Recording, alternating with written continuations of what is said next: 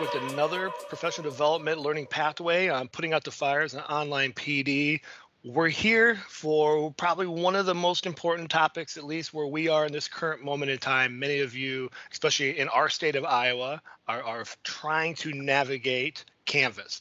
And we're trying to navigate Canvas with prior practices and tools that we've been using. In some cases, it's Google. In this case today, it's Office 365. And while everything is truly possible for the most part, the hardest part is we're all trying to find is how in the world do we make that happen? How do we take the ideas that we have in our head and actually make it apply across these platforms? And so, while many of you have heard time and time again, I by no means am an expert in many of these things, but I like to find people who have been doing the work, because we all know in education, the educator voice reigns supreme, and people who have been doing the work actually makes it even more powerful because they get it.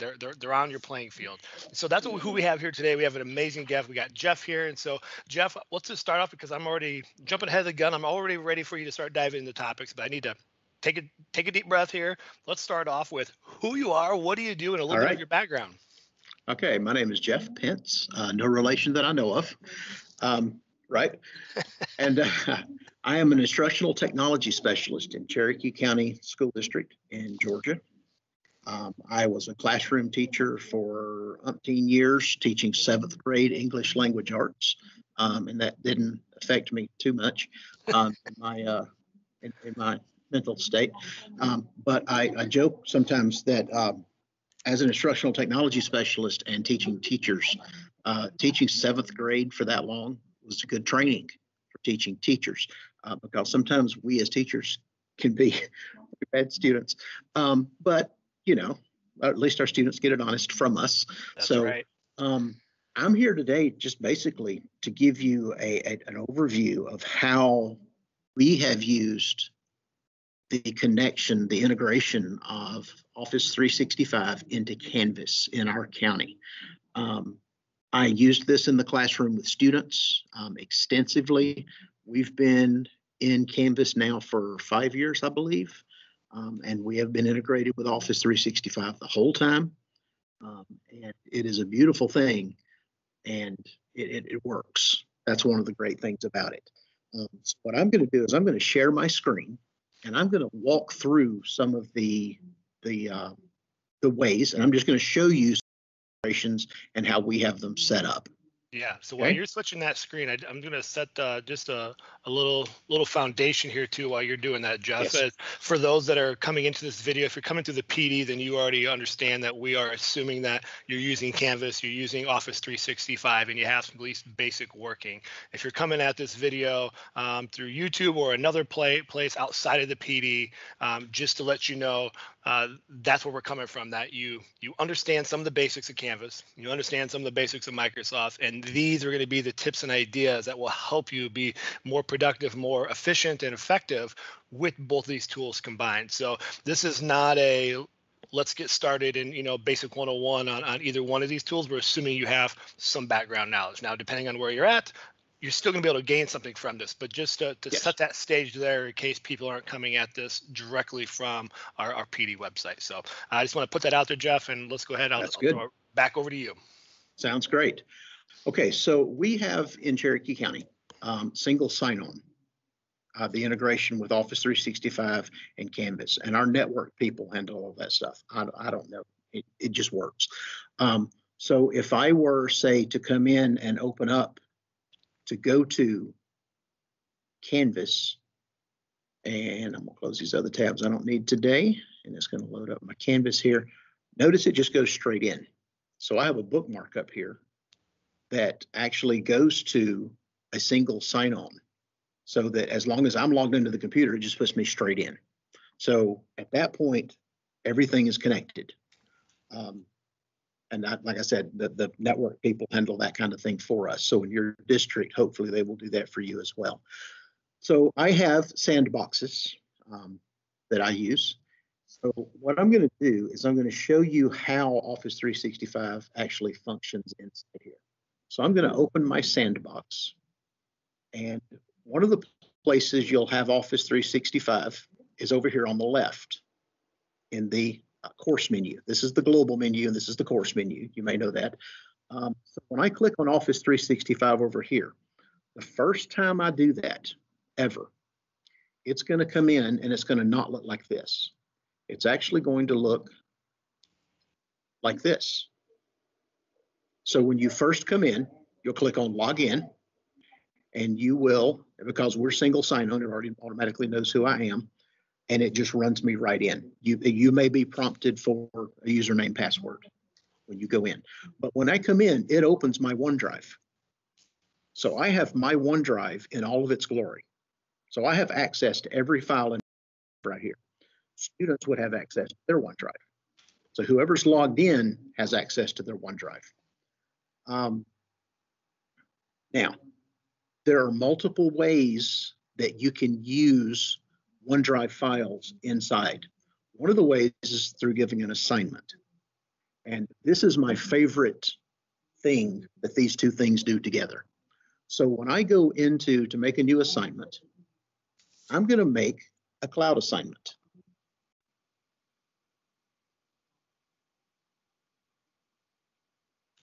Where I would give the directions. And then down here, of course, you give it points. You assign it to your assignment group, so you can give your weighting that you do. Whether it shows up as percentage complete, however you want to do that. And then down here, we're going to use an external tool. And I click Find. And in here, I have Office 365 Cloud Assignment. Now, this is something that your network people, again, will do the integration so that when you come in, it will show up here. So you click on this, and again, it opens my OneDrive. So before I create this assignment, I have created a document that I want to use as this assignment. I want my students to receive this document so that they can, at that point, open this document and have their own copy of it. So I'm going to use this one. I click Attach File, and then I click Select. I click Select. There it is. And it puts in this link. I can load it in a new tab or not. I found that it works better to not load this in a new tab. Okay. I can allow them unlimited submissions, which is what you do want to do. Who I assign it to, I give it a due date, available from until, if you want to do that, and then you save and publish. So then it loads up. I have the title on the top, my directions I wrote here, and as the teacher, I come in and I have the document right here. And this is the actual document.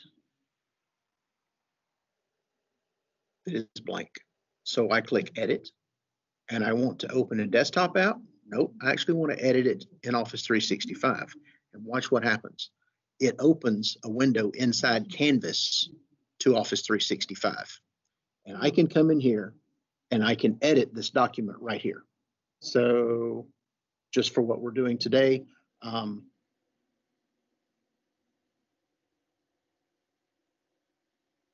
fingers are not cooperating today. Type your name. So you can give things here for the students to fill out. Now, what I will also do is I will put a line.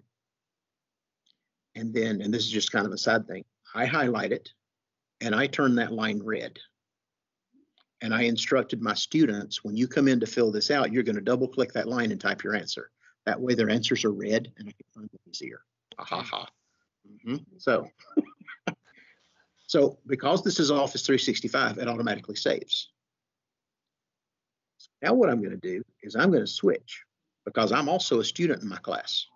Okay. So I'm going to come over here and I'm going to go to courses, all courses, because I don't have it listed up there on the top. I think I did. No, I don't. Courses, all courses. I'm a parent, so I have myself listed as a student in my sandbox course. And I'm going to come over and I'm going to open my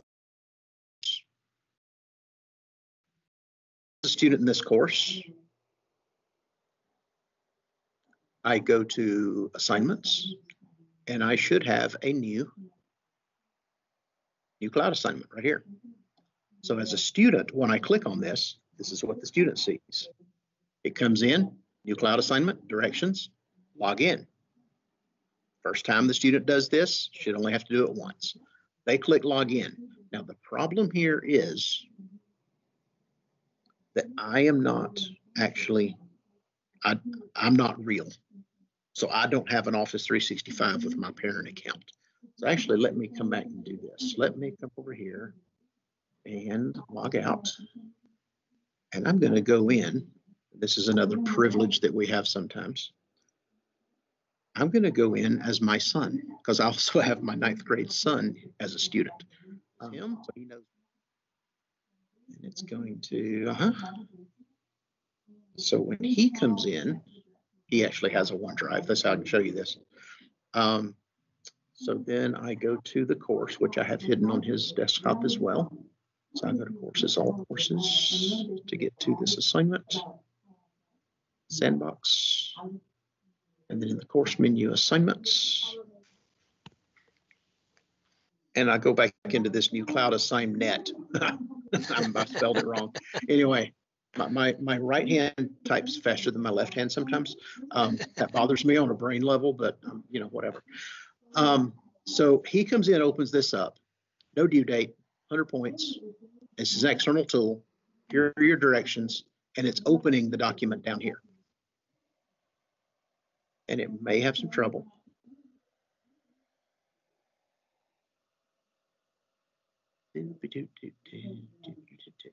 Just because, let me do this and log him into Office 365. We've found that sometimes logging into Office 365 on a separate tab kind of speeds up the process. Now let's refresh this page. There we go. So click to load your cloud assignment. So you click load. Maybe. There we go. So he gets the same preview here. Now, there's a trick on this page because your students are going to want to edit the document and go straight into it. In our district, we do not have the desktop programs installed on the student computers because with well over thousands, tens of thousands of students, updating those computers kills our network. Right. So our students use Office 365 online exclusively. So he could edit here, but the problem is he needs a copy of this in his OneDrive. When he clicks open right here, it automatically puts a copy of this in his OneDrive and opens it here for him to now edit. So he comes in and edits, he double clicks and he types his answer. And it's red because I did that red underline on there for him to do that with. Office 365 again, so it's automatically saved. So when he's finished, he can just close this window. Gone. Now, the cool thing is, over in his OneDrive, in Canvas, Canvas has created a folder with the name of this course in this Canvas folder. And when I open that, in there, I find this document. So this is where that document actually lives. It belongs to him. He can open it here, and it will open in Office 365, and he can edit it here as well. Now, as far as I'm concerned as the teacher, this student has not done this work yet. So if I go in and I look in SpeedGrader, I will see that this student has not finished. Oh, come on, let me in. I will see that this student has not turned anything in. The student has no submission. So when I go back over as him, what he has to do now is go back to the cloud assignment and click submit. And that takes a snapshot. He gets a time and date stamp of when he turned that in, and he clicks finished. So now as the teacher, when I come in and I refresh my cloud assignment, I have his Office 365 document right here. I come over, give it a grade, add comments if I want to add comments, and I submit them. I could actually do video comments here, audio comments, or I can attach something else. I also have, you'll notice across the top, I have editing, So I can come in and I can type comments. I can put a bubble comment. I need to say something about this, so I can make bubble comments. Great editing, checking tools here, and the student will go back in and the student can see the feedback that I've given them. Now So with that's a, that, so yeah, as you're sharing that, yes, I don't have any experience with the Office 365, which is so glad you're here and able to share that. yes, But helping some districts who use Google, and I think the approach is somewhat the same in terms of the assignments. And I know in some of the sessions they've been struggling with the kids claim they can't find the comments or the feedback, and so I okay, don't know enough on what they're doing, whether that is they're putting the comments directly, from a Google side of things into the document, and they're just not opening up the stuff in their document, or if they're leaving the comments in Canvas. What is your guys' is everything always, okay. or what's your strategy with that? Here's the way this works here, and here's what the students have to do. Okay. The student, I'm in this me. Yep. So I've done this. I've made the comment. I've given him a grade. He did everything I expected him to do. I got a check mark on top, so I'm done. So going back as the student now, I come over and I go to grades. And I come down and I look for this new cloud assignment right here. And I click to open it. And when I open it, it says view feedback. Okay. That's where the student comes in and the student's able to see the feedback. Got it. And then the student can come in and make their own comments and highlights and do whatever they need to do. Now, here's a trick here as well. If I had attached a document for the students to do this, not as a cloud assignment, but just attached a PDF, and the students turn it in and then come back and view feedback, the students can write or type on a PDF right here inside Canvas. So that's kind of a trick we've put together. Yeah. One of our teachers actually noticed that, and glory, hallelujah, Yeah. And the students can media back. So you can actually have a conversation. We have high school sign language teachers who use this. So the students have to ask their questions in sign language. And then the teachers reply in sign language. So nice. it's these little tricks here and there. Okay. Now, do you find those media comments to be space hogs? So the reason I'm asking, where we are in Iowa, our state has provided Canvas free for a year, but I think I don't know what tier it is, but I know it's basically what I know is that the districts that have signed up for it, they have 1 gig of storage, and so they've been trying to do the video feedback. And I mean, we're I shouldn't say only, it feels much longer than 4 or 5 weeks, but we're halfway through a first quarter, and what some of the fears early on is what happens when I max that out, and because they're trying to do the video comments, the audio comments, to try to build relations, because we also know the other nightmare is kids aren't turning their video cameras on, they're not engaging in the live session, so we're trying to build that. So do you guys find that to be a space hog over the course of a year, or not too much? Honestly, I've heard no one say anything about anybody running out of space. Okay, perfect. There again, I don't know what tier we're on either. So, but I've heard nothing. Okay. And as long as you use the internal things here to record the media, I'm fairly confident that it's a very low quality. Yeah. Because it's web-based. Sure. Okay, perfect. Okay, so I have to do something else right now as the teacher. I have to come back over here and teacher. There I am as the teacher. So I have to go back to the new cloud assignment. And some of you are going to understand this, but I absolutely have to fix this. It draws my attention every time I see it. Okay, and I know I'm going to delete this when we're done, but I still have to fix it. Okay, so that is the cloud assignment. That was my favorite tool. Of the integration. Another option is to go into the modules. And in a module, I can add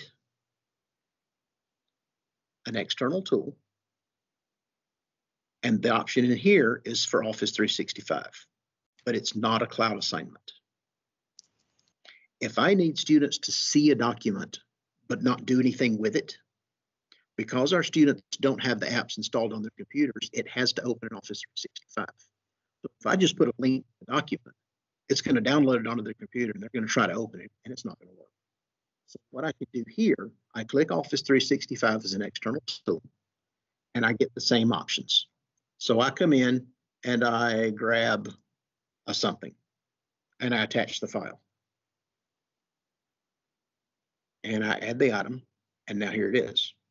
So now when a student comes in here and clicks on this, they stay inside Canvas, and it opens a window, and it puts Office 365, and it opens, and that was a PowerPoint, and it puts that PowerPoint in there fully functional. So the students can come in and click on this, and it will actually go through and walk through and do this the whole way through. So it will work and show the PowerPoint. So it's a functional thing. I can go full screen. Word documents, there again, they can see them. Now, what if you want the students to edit? Well, that's a whole different ballgame because the students are not going to have edit. So the students are just going to be able to see it in this respect. If you want them to edit it, you need to do the cloud assignment. Got it.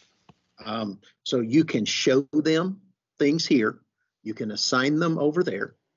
And the great thing about this external tool is that you can put it in the module. So you can just make a whole module of resources and you can just stack things in there. And this kind of takes the necessary, if you're like me, when I posted a Word document, I would always make a PDF out of it just so the students can't edit it. Well, this kind of takes care of that. So you don't have, you get to skip that extra step. So those are the main integrations. And this is truly an integration because this is something we've had a discussion about in our district. What is integrated and what's connected? You know, things that are connected, those things that are in Canvas, you click on it and it takes you out to that website. That's a connection. A true integration needs to work with it. And the fact that this actually puts it into SpeedGrader for you, that's integrated. You know, it truly works with when putting it in the module with the external tool, it just connects it. So depending on what you're needing to do with that, that will work that way as well. So that's a quick overview of the main features and the main connections and how Office 365 works with. Again, the actual connection of this is handled by your in-house technology people who run the network. Those people you don't see very often, but do all the work and make things work. They will actually go into each course and they will do the connection over here with the apps. So it'll be done universally, so you won't have to go over here and put in the key and all that kind of thing. So listen, bless you on this trip. Canvas is a wonderful thing. I've taught with it. I still teach with it sometimes when I'm teaching the teachers. And Office 365 is a wonderful thing.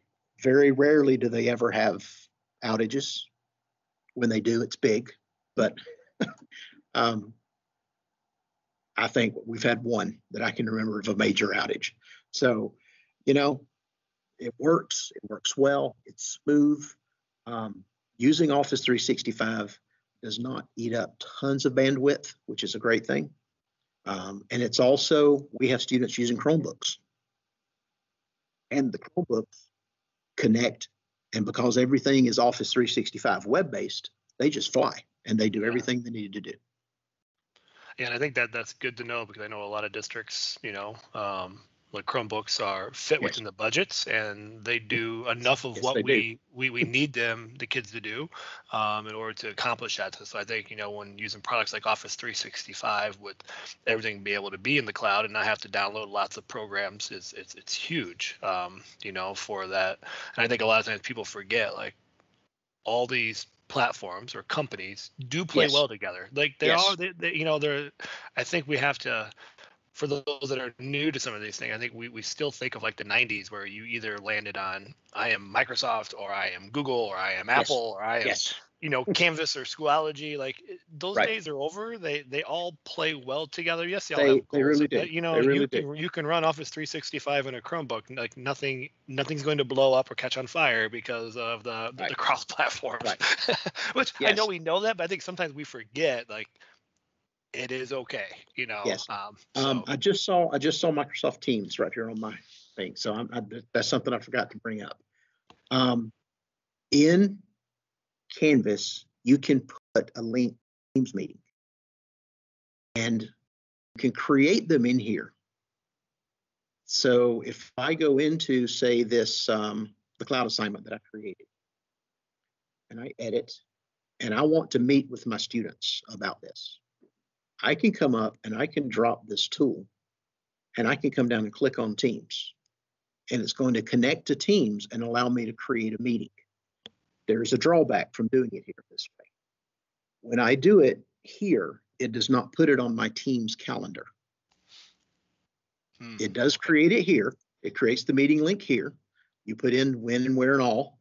And then you have to scroll up. That drives teachers crazy. Where's my button? You have to scroll up a little bit. Hit the create button. Well, okay, I have to give it a title. Fine. So I give it a title and I create it. And actually put into Canvas the information, meeting created, copy. And then I come over here and it puts it in here. So the students can join that directly. So that is also the integration of the two. So the students come in, click on this, it takes them to Teams and puts them into a meeting. I have to be careful not to click on that because that's off. Yeah. We have found that if a teacher will actually go into Teams and create the meeting in the Teams calendar, at the bottom of that event in Teams, they can copy this and then just come over to Canvas and paste it in, and it looks the same here, but it puts it on the teacher's calendars. So that's a thing that we found.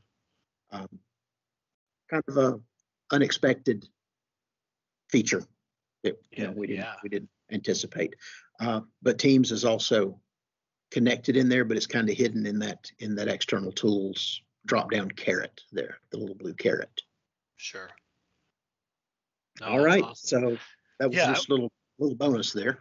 Yeah. And one other thing I know when we were talking the other day when we were planning for this, and I know everyone knows it, but I also think it's good to have another reminder and nudge.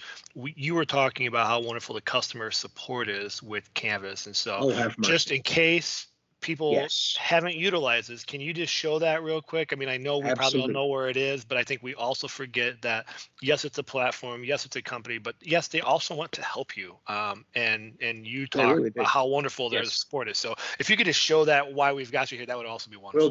Will do. So anywhere in Canvas, your global menu shows up, except for in grades. I don't know why, but anyway. So anywhere in here, you have help right here. Now, in here, you have different options depending on your level. This is where conference guides, if you want to do remote classrooms, they have Canvas guides. So when you click on this, it actually opens. I want that to go away for a minute. Presenting, and it's not letting me. There it is. You can go into the Canvas community. This is their website. You can come in here. You can ask them any questions. Like I want to do a cloud assignment in Office 365.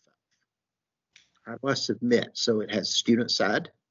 How do I create a cloud assignment? It has the teacher side. So you click on this and it's going to come in and it's going to explain things, and they have and they're going to walk you through step by step and tell you exactly how to set up and do. This is here 24/7, obviously. But also, one of the best things about this is if you come in here and you chat with them, they are live 24/7. We actually had a teacher a couple of years ago. I have no idea why she was doing this, but on Christmas Eve, she connected and somebody answered and helped her. And the people are nice. They're courteous. They don't make fun of you for asking what you may deem as a stupid question. They work with people at all levels of Canvas. So they are trained and they have amazing answers to things. And they can, for instance, if you delete an assignment that had grades in it, don't freak out. Get on chat with Canvas, or you can call them if you'd rather call them, and they can put that back for you. Now, I have found chat. When you're finished with the chat, you get an email with the transcript. So, oh man, what did he say to do about this? You can go back and look. Whereas if you call, when you're done, it's gone. Right. So, that's kind of the thing. They have a place in here for you to report if something's going wrong. But listen, these people, they're here, they're working. And if your district is paying for Canvas, or your state, whoever's paid for it, this is part of it. Right. And your in-house tech people are going to know a good bit, but they're not going to answer you at 11 o'clock at night when you're working on something on Canvas and you need help. These people will, and they are able to help you.